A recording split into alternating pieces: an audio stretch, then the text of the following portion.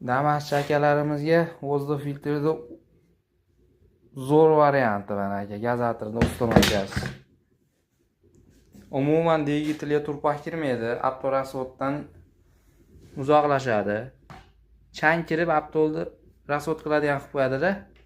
Mana bu gazatorni mayetidan. Bu gazatorni mana xudo xolasa воздухni ichiga ustonovka qilib qo'yadi mana. Mayga karburetorga yopishib chang kirib ancha-muncha yoki turpoq kirganda mana unda karburetorning og'zidan qatib turpoq kirmaydigan qilib mana. Farqi juda katta.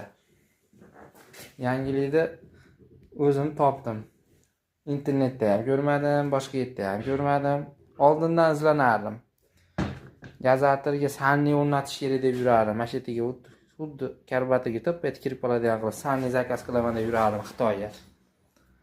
Yaxshi mana ustonovka hayolimga kelib, o'rnatib, effekt berib qoldi. Xulosa chiroyli yuryapti mashinalar mana shu bilan ham.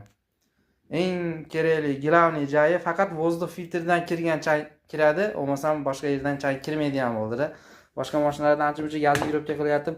Mo воздухga tegsa ham mo gazator orasidan havo tortib turpoq kirardi-da dvigatelga. Bunda endi mayetdan qatgandan keyin jizer unaqa holat bo'lmaydi.